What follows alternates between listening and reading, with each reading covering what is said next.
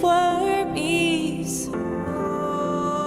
You turn seas into highways. You're the only one who can. You turn graves into gardens. You turn bones into armies. You turn seas into highways. You're the only one who can. You're the only one who can. You're the only one who can.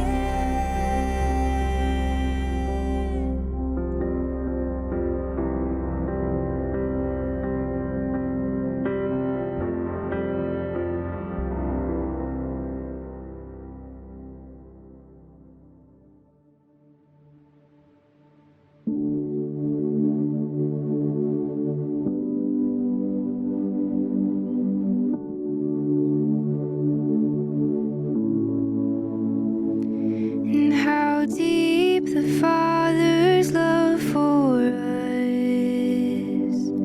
how vast beyond all measure,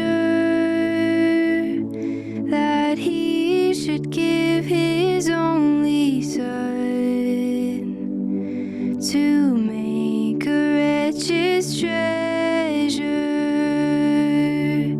And how great the pain of searing loss, the Father turns His face away, as wounds which mar the chosen one bring many sons to glory.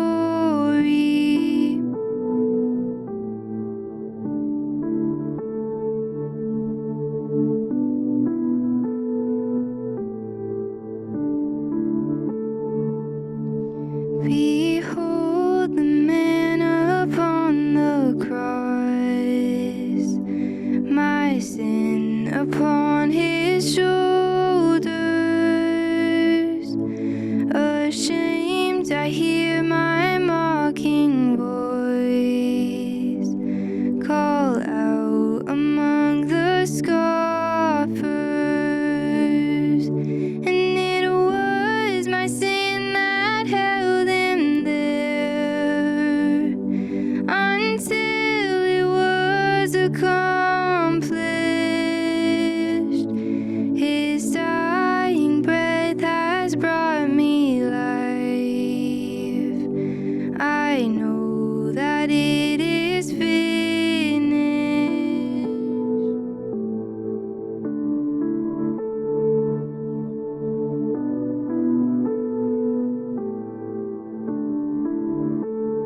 It is finished. Oh, it is finished. Oh,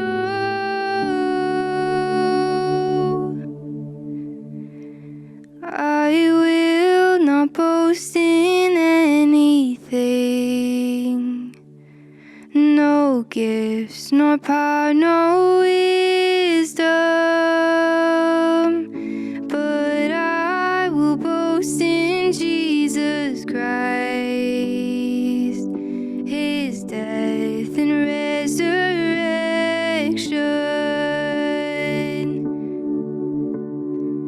And why should I gain from His reward?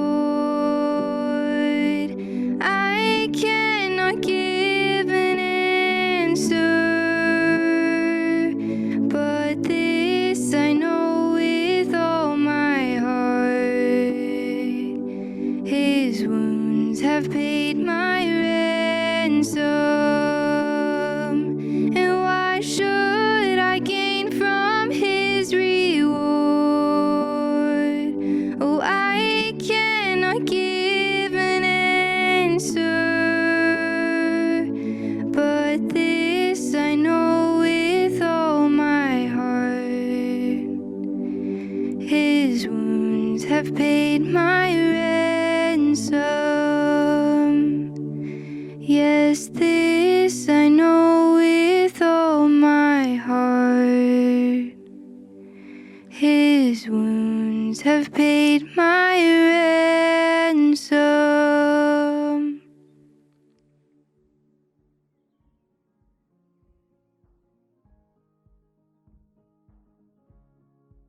Hey everyone, welcome to our service today. My name is Ben and I'm the Youth and Young Adults Director here at the church. And if this is one of your first times with us, we're so glad you're here. And for all of you who have been watching these videos and participating online for months and years, whoa, it's been a couple of years now of COVID, we're so glad that you've just continued to engage with God, worship together. If you are one of those newer people though, we have a website. It's called southridgefellowship.ca. You might have found this video on there. But there's a button on the front page with a connect card that you can fill out.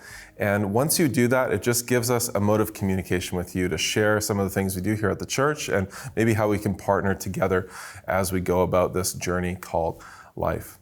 Now, I do have a couple of announcements today. We have a partners meeting on Sunday at 7 p.m. This is both in person and online. And if you're a partner, you should have received a link in your info packet. You can just follow that there to participate in the meeting or come in person at 7 o'clock. The second one is we have beach baptisms coming up on June the 12th at 7 p.m.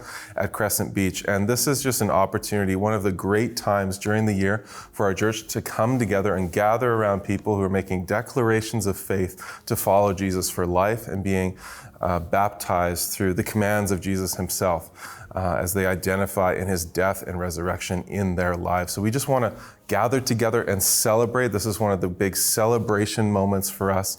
And so if you can make the time to bring your family, maybe bring dinner down, eat it there, and then have fun as we cheer and pray for people who are getting baptized in the waters. The last announcement I have is this coming Friday, June 3rd, we are taking our pedal car speedway to Lytton, BC. I'm sure you've heard of it already, but we're just excited to provide a community building activity event with some other churches within our fellowship, just to bless this group of people. They've been through so much in the last year, and we want to provide some just opportunity to build community and also for us to just create some more relationships as we seek how God might be leading us to partner with this community going forward. It's this Friday, June 3rd, and we still have a few spaces on our team that's actually on the ground going up. It's a 6 a.m. at the church and 8 p.m. back at the church kind of deal. So there's a registration form on our website that you can fill out if you want to just sneak in at the last minute and join us. We'd love to have you. Now, as we continue on today, Mark Kinna is going to be speaking God's word to us, and we're so thankful for him in our Ecclesia series. And he's been a former board member here at the church. He's the CEO of Baptist Housing, which is an organization in our fellowship, and he has graced the stage of SouthRidge many, many times through preaching and leading worship, and we're so thankful that he's a part of our church. But for me personally, he was one of the first people who opened up his home and his family and invited me into deep community here at SouthRidge. So Mark, you've been such a gift to me, and here he is, Mark Kinna.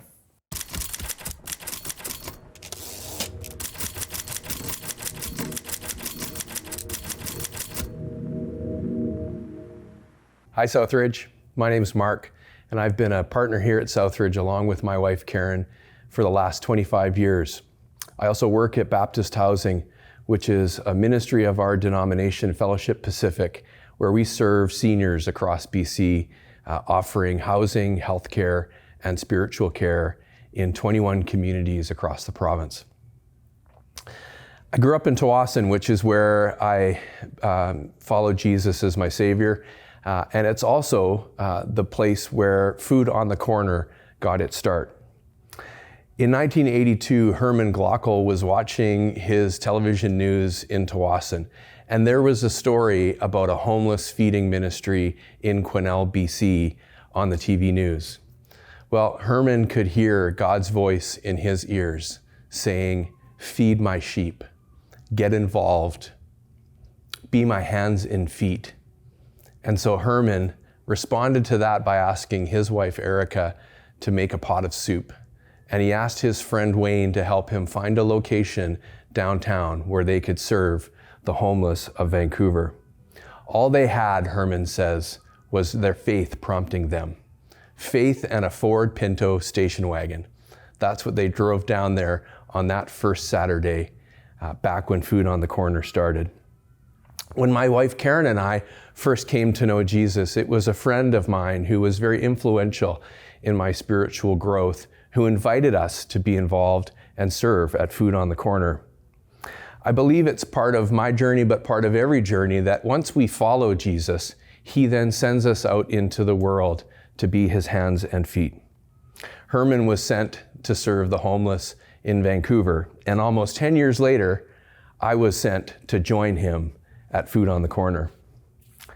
You might be watching the news today or scrolling through social media on your device, and you see what's happening in Ukraine with the war there and the devastating impacts of everything and the refugees that are spilling over into the neighboring countries. And many of us hear God's voice saying, get involved, do something, be my hands and feet. And at the same time, we feel a sense of inadequacy. How can we make a difference? What can we do? Well, it's the same with the devastating wildfires that swept through Lytton last summer. God stirs our hearts to respond, and we think, how can we make a difference? What can we do? But I'm one person. We're just one church. Can we make a difference?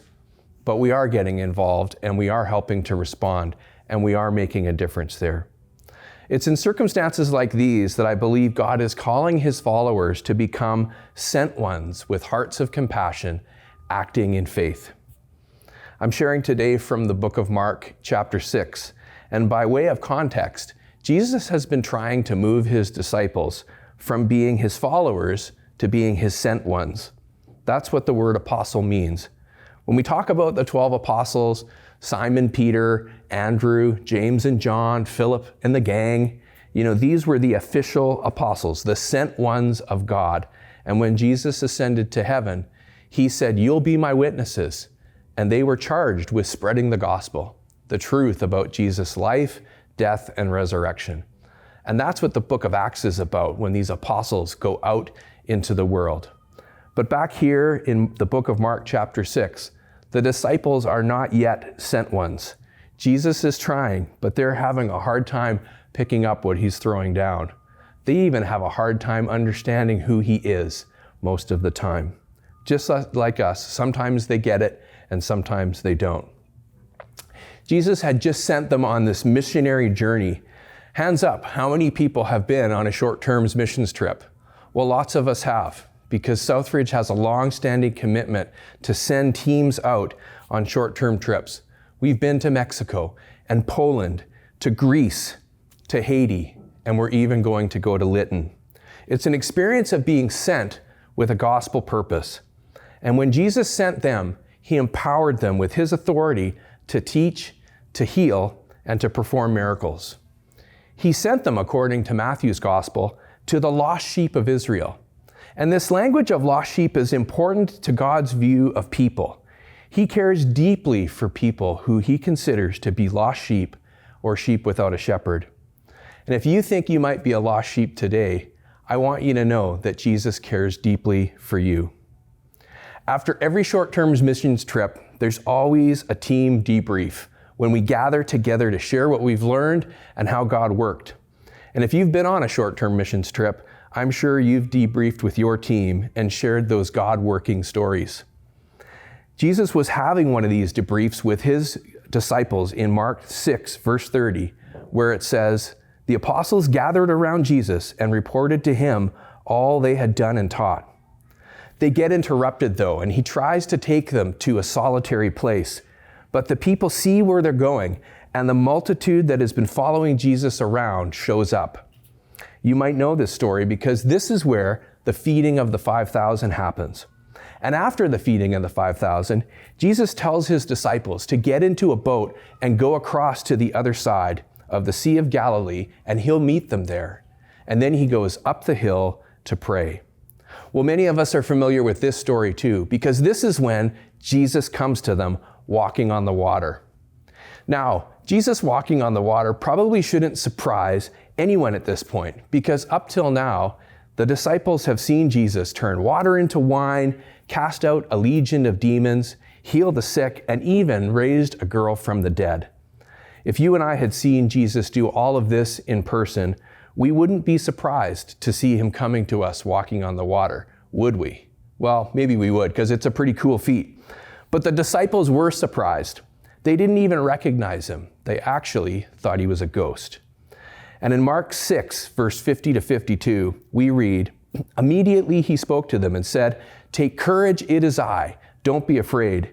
Then he climbed into the boat with them, and the wind died down. They were completely amazed, for they had not understood about the loaves. Their hearts were hardened." The disciples were completely amazed, Mark says. Not only did Jesus walk on water, but he calmed the wind to stillness. Amazing. Then Mark provides one little detail that I can't get out of my head. Only Mark in his gospel shares that they were completely amazed, for they had not understood about the loaves. Their hearts were hardened. What? What does walking on the water have to do with the loaves? What loaves is he talking about? Well, for Mark, the story isn't necessarily about the storm or walking on water. It's about the loaves from the previous story. Mark wants us to go back to the story of the feeding of the 5,000. There's something important that we've missed there. It's so important that Mark is attributing the disciples' lack of faith and their amazement during the storm to their hard hearts. They hadn't understood about the loaves. So let's see if we can find out what the disciples missed. I'm going to read from Mark chapter 6, starting in verse 30. The apostles gathered around Jesus and reported to him all they had done and taught. Then, because so many people were coming and going that they did not even have a chance to eat, he said to them, "Come with me by yourselves to a quiet place and get some rest." So they went away by themselves in a boat to a solitary place. But many who saw them leaving recognized them and ran on foot from all the towns and got there ahead of them. When Jesus landed and saw a large crowd, he had compassion on them because they were like sheep without a shepherd. So he began teaching them many things. By this time it was late in the day, so his disciples came to him. "This is a remote place," they said, "and it's already very late. Send the people away so that they can go to the surrounding countrysides and villages and buy themselves something to eat." But he answered, "You give them something to eat." They said to him, "That would take more than half a year's wages. Are we to go and spend that much on bread and give it to them to eat?" "How many loaves do you have?" he asked. "Go and see." When they found out, they said 5 and 2 fish. Then Jesus directed them to have all the people sit down in groups on the green grass. So they sat down in groups of hundreds and 50s. Taking the 5 loaves and the 2 fish and looking up to heaven, he gave thanks and broke the loaves. Then he gave them to his disciples to distribute among the people. He also divided up the 2 fish among them all. They all ate and were satisfied, and the disciples picked up 12 basketfuls of broken pieces of bread and fish. The number of men who had eaten was 5,000.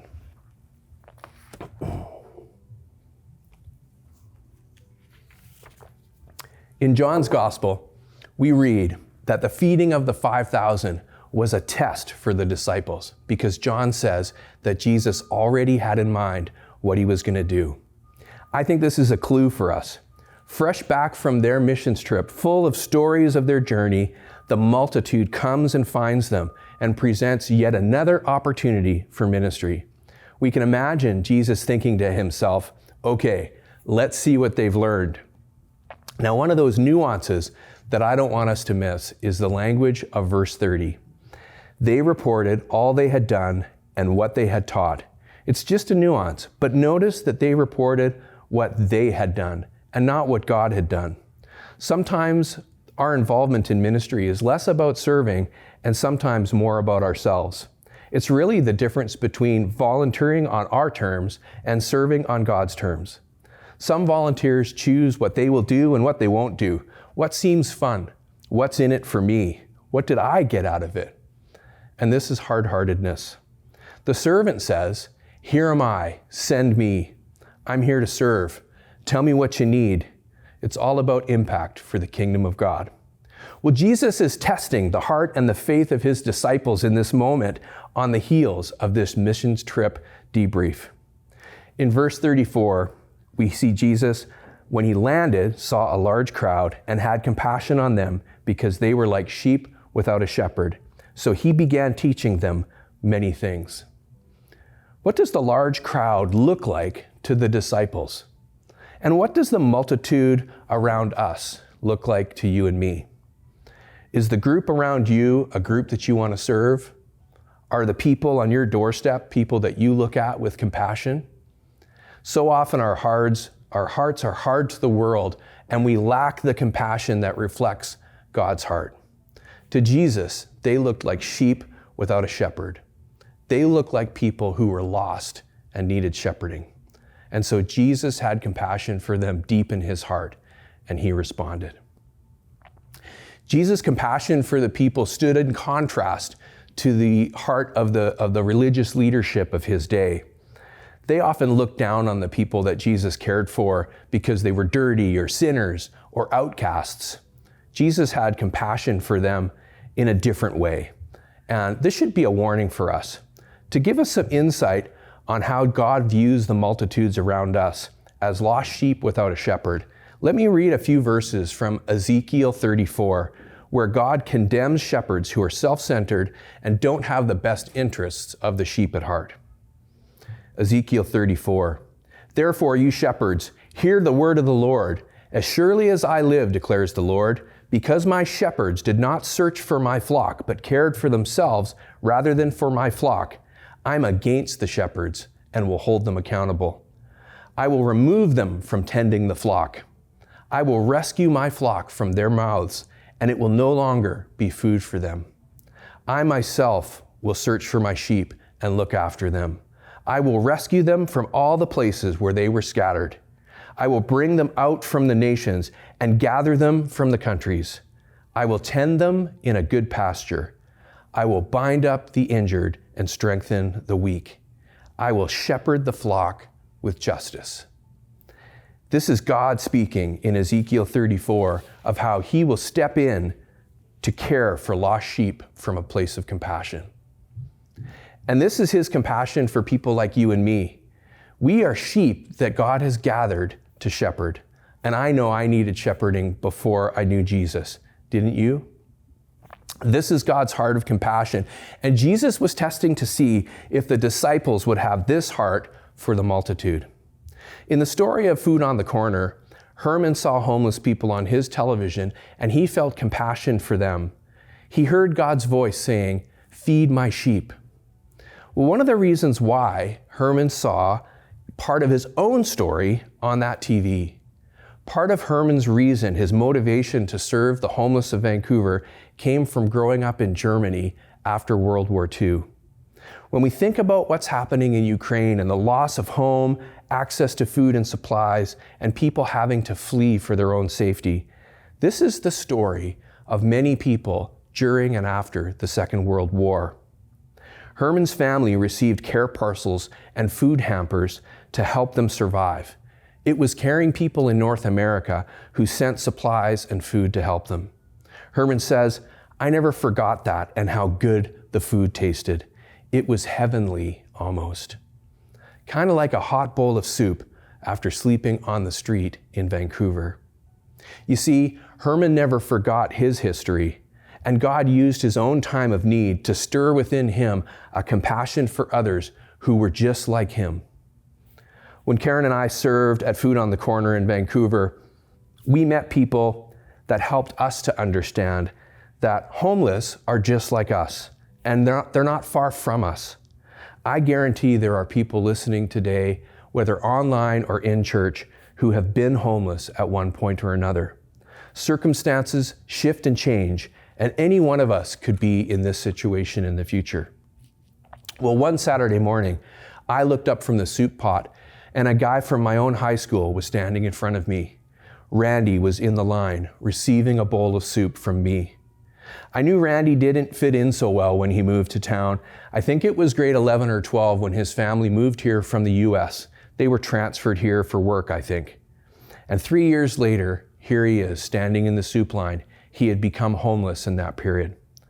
It was awkward, and he was a little bit embarrassed to see me, and as a result, I didn't get to hear his story. But every homeless person has a unique story, and every one of us is a couple of steps and circumstances from being on the other side of the table. That day opened my eyes to the underlying reality that the multitude of homeless I was serving were just like me. It was like I was in the soup line. Well, in the story of the feeding of the 5,000, there's an underlying reality that the multitude was a group of sheep without a shepherd. And the disciples had forgotten in that very moment that they were sheep without a shepherd before Jesus found them. Everyone needs compassion. Every person excluded from community deserves an opportunity to be invited into community. Well, the disciples are not there yet. They want to send the multitudes away. In verse 35, we read, "By this time, it was late in the day, so his disciples came to him. 'This is a remote place,' they said, 'and it's already very late. Send the people away so they can go to the surrounding countryside and villages and buy themselves something to eat.'" Send the people away, Jesus. Notice back in verse 30 that it was the apostles who gather around Jesus. The word apostles is used there because they were sent ones of God on that missionary journey, gathering to report back on their mission. But by verse 35, they're called disciples again, as they ask Jesus to send the people away. This is our story too. At times, we're sent ones, fully embracing the power of God and having faith to serve Him in spite of our own fear and feelings of inadequacy. Other times, we revert back to being disciples again, learning and relearning what it means to have faith and impact the world with God's heart and with His power. We vacillate. We wonder, reading the story, how the disciples are not yet in step with Jesus after everything they've seen. Michael Card writes that they have a stubborn disbelief even though they've received private instruction from Jesus, even though they've been out on their first successful mission. How could they have been so blind, he writes. How could we be so blind? Yes, we're the same. After everything we've seen Jesus do in our lives, in terms of our rescue and our healing, sometimes we still have hard hearts and lack compassion and faith to be sent ones in the world. When we have a lack of faith, we're just like the disciples, sending the masses away. We don't put our loaves and our fishes on the table. We stew in our sense of inadequacy or naysaying.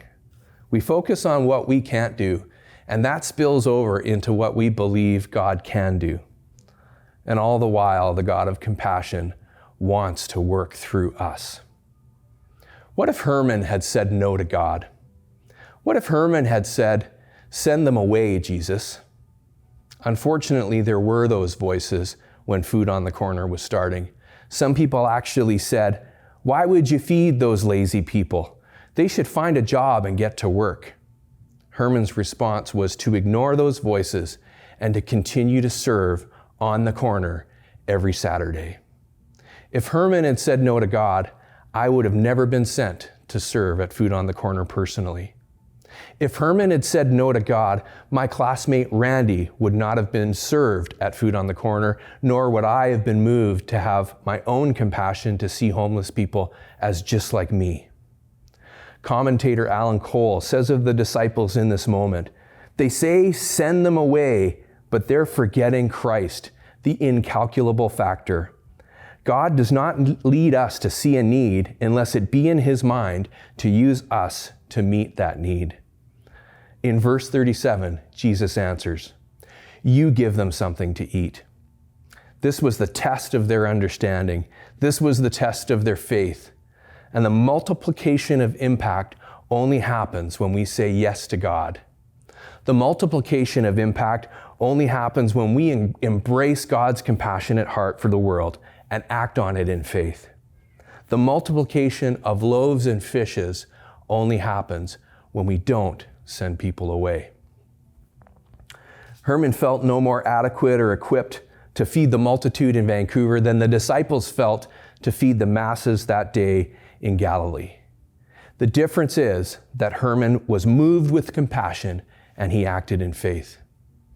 It turns out that the understanding of the loaves, the thing that the disciples didn't understand, was that they missed having God's heart of compassion for the people and relying on it to step out in faith. First, they were hard-hearted. Send the people away, Jesus. And when he prompted them, you give them something to eat, they objected. That would cost more than a half a year's wages. It's impossible. We don't have enough.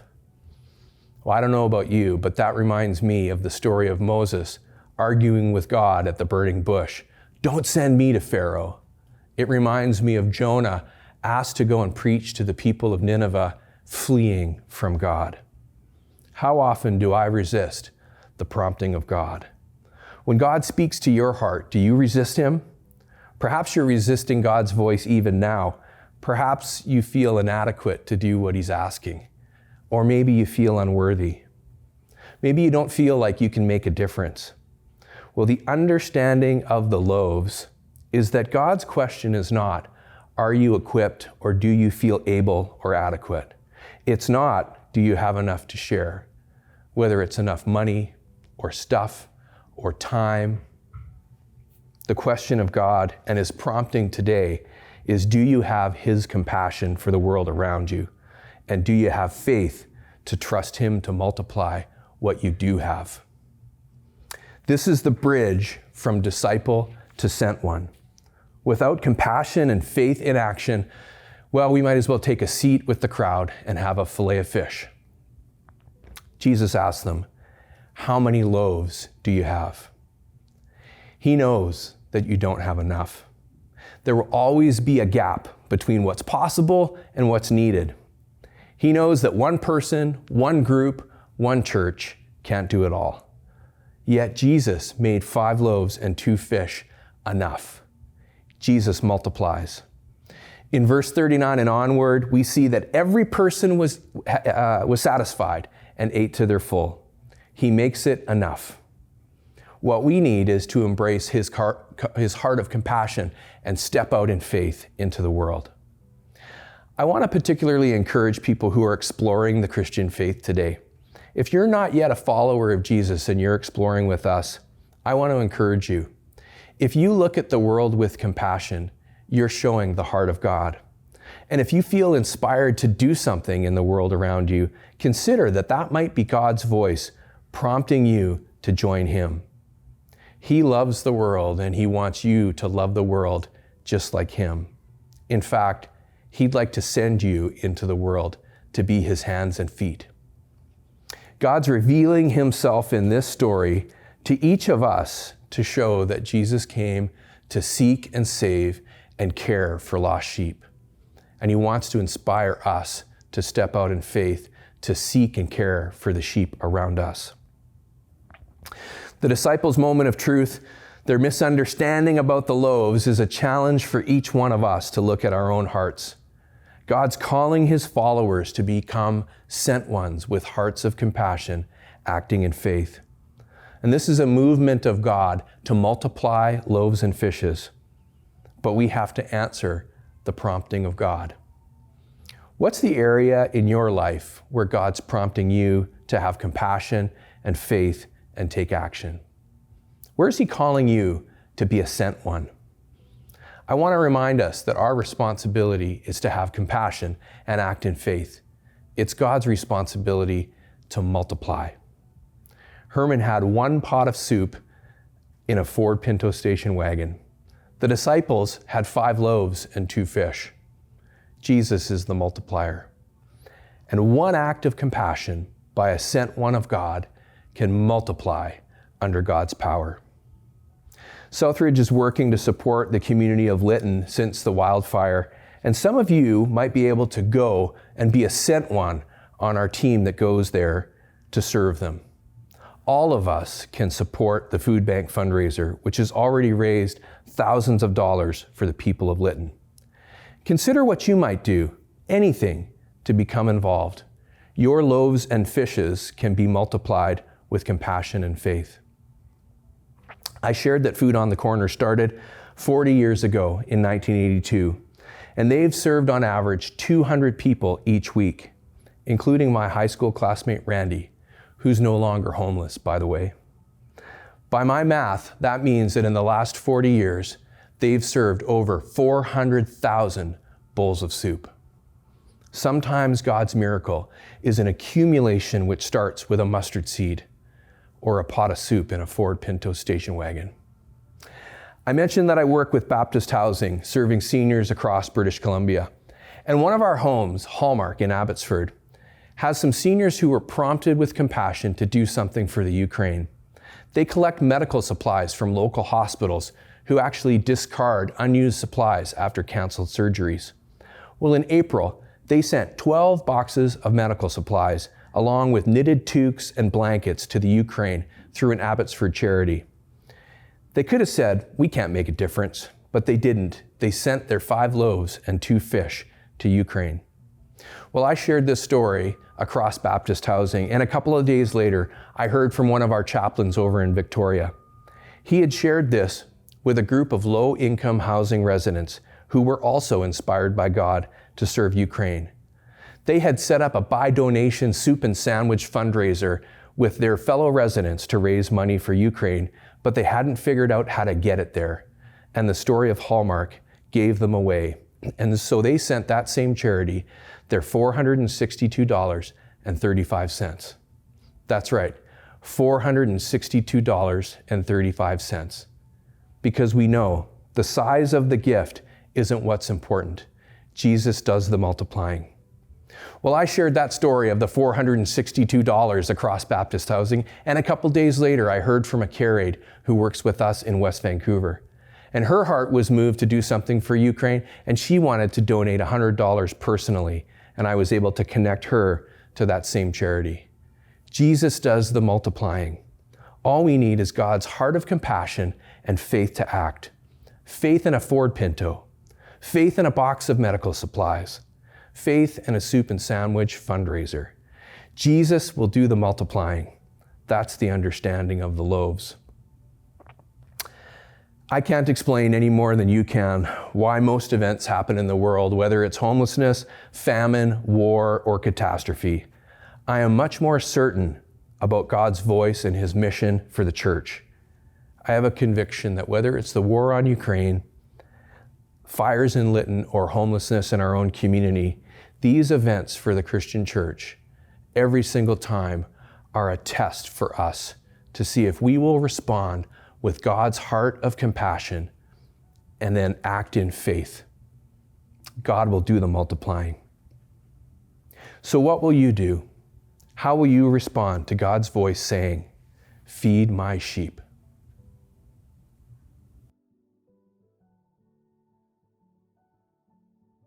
Thanks again for joining us in our service today. I hope that God moved you and impacted you, taught you more about what life is like through his eyes and who he is.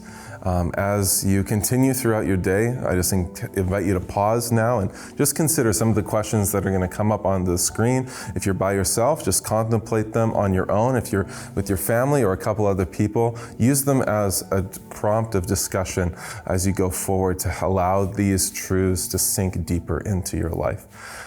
As you do that, grace and peace to you. Until next week.